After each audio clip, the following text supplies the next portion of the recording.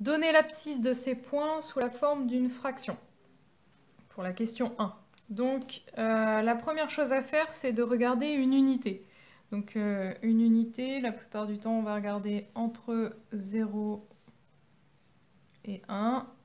Mais une unité, ça peut être aussi entre 1 et 2, 2 et 3, etc. Entre deux entiers consécutifs.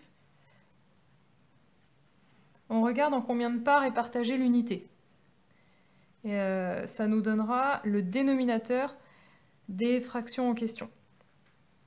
Donc là, on a 1, 2, 3, 4, 5, 6 parts. Donc on va avoir des fractions essentiellement sur 6. Si je regarde le point A,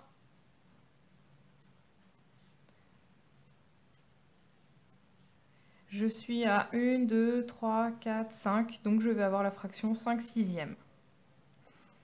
Le point B,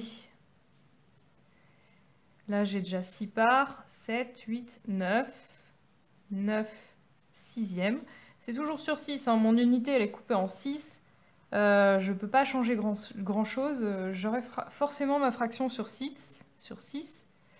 Et enfin, le point C, ce sera aussi sur 6. Soit je compte le nombre de parts depuis le début, soit j'observe ici 3 fois 6, 18. Donc de là, de 0 à 3, il y a 18 parts. J'en enlève 2, ça m'en fait 16. 16 sixièmes.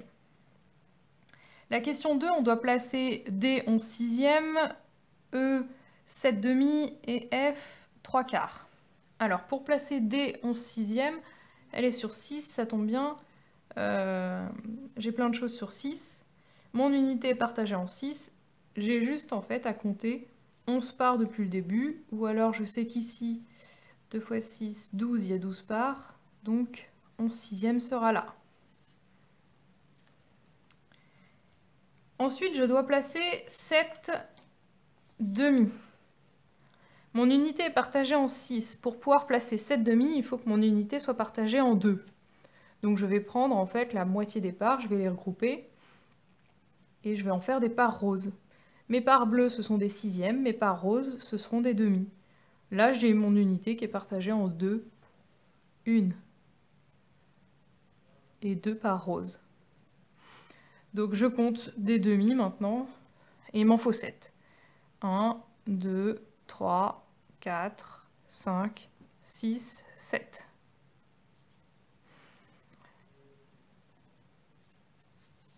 Je pouvais aussi me dire que, comme j'ai 2 parts par unité, 3 fois 2, 6, j'ai 6 parts arrivées là, et je rajoute en fait l'équivalent d'une part rose, c'est-à-dire 3 parts bleues, pour avoir ma 7e. Et enfin, j'ai 4 tiers. Donc, il me faut des tiers. Les tiers s'obtiennent en partageant l'unité en 3 parts. J'ai, pour le moment, sur une unité, j'ai 6 parts. Si je les regroupe par 2, eh bien, je vais avoir 1, 2, 3 groupes, donc 3 parts. Donc, je vais les compter de 2 en 2, en fait, mes parts bleues du début. Et je vais en avoir 1, 2 et 3 parts marron. Si je les prends de 2 en 2, mes parts bleues, j'aurai une part marron. Et je vais pouvoir placer mes tiers. Donc là, j'ai 1 tiers, 2 tiers, 3 tiers et 4 tiers ici.